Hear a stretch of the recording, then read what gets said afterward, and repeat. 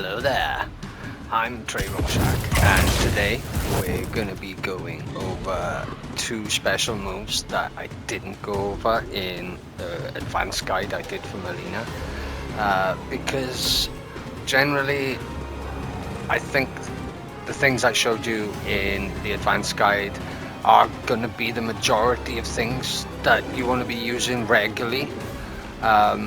These moves you generally want to use if you've got two or more bar to play with to get up to the 40%. Now, I haven't got the best combo list for you at the moment, but I have been practicing a little bit, and that move, the second hit of the enhanced sai, is an overhead, so you can potentially use that in your mix-up game if they're blocking high.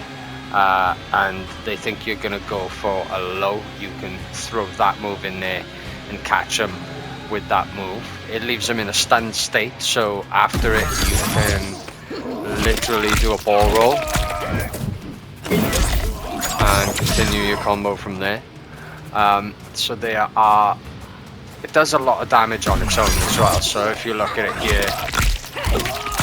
here, it does 126 on its own, so you put that in the middle of a combo, that's some hefty damage. Obviously you've got to use the ball roll, so I'd suggest using your most high damaging air extender after that, so it's probably going to be something like, maybe throw the enhanced one on the end, use all your 3 bars, that'll get you over 40%, but I do feel it's a little bit of a waste. There are other combos I'm sure that you can do to get 40% without spending that 3rd bar. Maybe using a cameo or something of the sort to keep that extension going.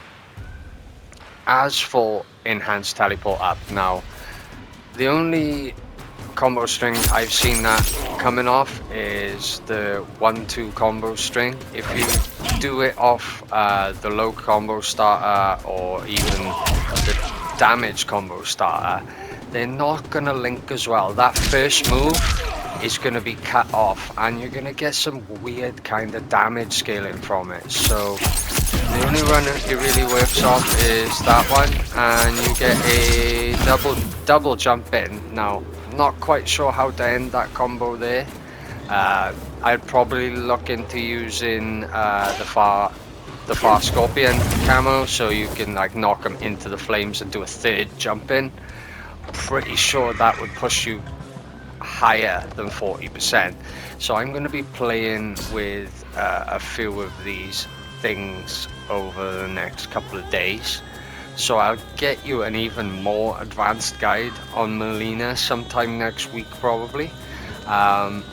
But I also want to do a smoke and a scorpion guide, because they're the 2 characters I've used the most, so I kind of know their combo lists and I know I can get you a decent guide ready for that. So now that's done and dusted, I would like to talk about how to make your combos easier. So I'm going to put something up on the screen in a second, and you're going to see how I press my button inputs ready for each combo, and I'll teach you a couple of easy little things that can help you with your combos and stuff.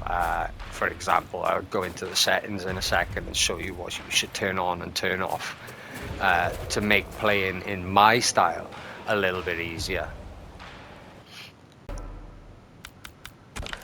So to make your combos easier, go to your controls menu, put input window time into short.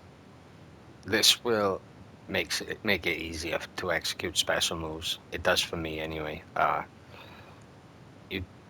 If you have a long window, you can press extra buttons and it ends up coming out the wrong special move or the wrong combo string. So keep it as short as you possibly can. If you struggle with short, switch it to medium.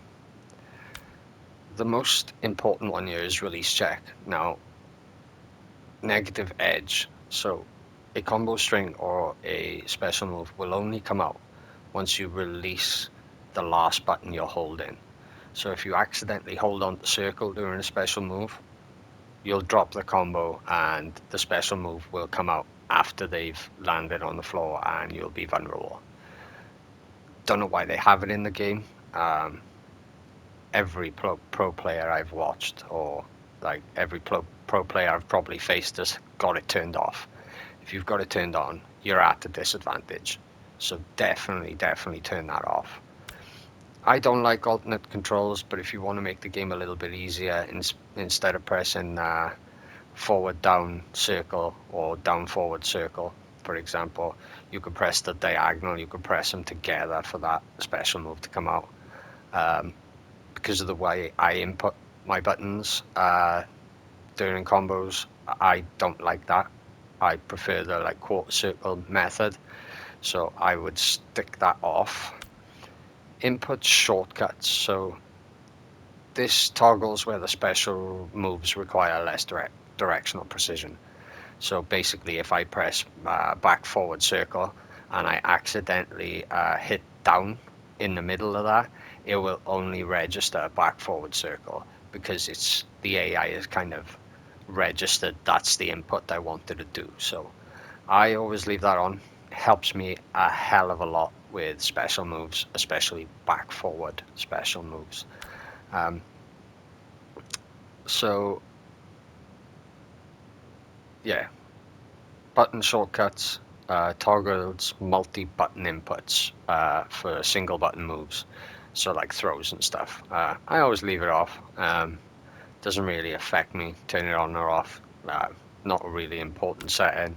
But vibration I always turn off because yeah, it's just a hindrance all the way through, and it puts you off. It's not there to help you. It's for immersion and story games basically, which I fighting and shooting games, turn vibration off. So now I've gone through that.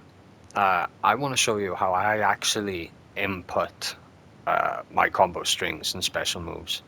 I'll put something up in the corner in a second, but I do things a little differently, so let's get into it. So let's go over how to make your combos easier, and that basically is by sliding your fingers across the button system and trying not to lift off your fingers as much as you can. And once the muscle memory comes back into play, so you can even step off back and forth like this, pressing up and down, and if you hold up, hold back, you can. The only time I will take my fingers off really is either to do a down back motion, because it's a little easier, or I will do it to dash in, or if it's a triangle move or a square move, I'll double tap it and then I'll slide round. So for example on that, as you can see, I literally just slide my finger upwards to get the 1-2, and if I wanted ball roll on the end of that, I'd slide back down 4. So together, as you can see, I literally slid my fingers all the way around and just timed the back down directional input on the other side. So instead of doing down, back, circle, it's just one fluid motion, right? You kind of press the down button and the circle button at the same time. It's more about timing, and once you know the button strings, things can get a lot easier. So if you just watch my hands, if I can keep the controller steady. As you can see, I barely take off the control pad there to do the combo. And then you can do your mix-ups. But I do find this whole sliding system to be very effective, especially with diagonal inputted special moves. Being able to like roll just by flicking your fingers during a combo is rather easy, rather than having to, as you can see, if I try input them just by tapping them out, it's really difficult for me to get the time in, whereas if I slide it, it all comes out in one singular motion. Now, I have got a DualSense Edge here, as you can see, and this control pad is quite expensive. It's about £200, but I've mapped block and EX to the back button there, and I have mapped my cameos to the other buttons, so I'm trying to get used to not using these up here and using these because it feels more comfortable. With this DualSense Edge, you do have these little trigger stops on the back here, so they affect how much your triggers work as well. So for shooting games, you can be a lot quicker on your trigger finger. But they have these functional buttons here as well, and I don't know if you can see that on the screen right now, but you can adjust all the settings on that, and I'll be doing a video on this controller over the next couple of weeks, because it has helped me in my first-person shooters, my tactical games, my story games. You can have a setting set up for every game, and you've got 4 switchable settings there, so you can switch between 4 games at once and have a load of backups for your other games waiting in a storage system as well. So this controller is absolutely phenomenal, and it has actually helped me play Mortal Kombat as well. So yeah, you need yourself one of these. Even the analogs are interchangeable, so if you do start to get stick drift, you can go to PlayStation and get a new analog for 20 quid instead of spending 60 quid on a new controller. So I do really think these are worth it, especially if you are used to the PlayStation sort of style. So that will be the end for this video, guys. I will be doing a lot more Mortal Kombat videos, because it is my favorite game and my favorite gaming franchise. And I probably will be doing Injustice 3 when it comes out as well. So I think I will be doing a lot of Mortal Kombats on my main sort of videos from now on. But don't worry, I will be on Off the Grid. I will be on Metal Gear Solid 3, you'll see a bit of soon, and a few other games to come with it. So stay tuned for that, guys.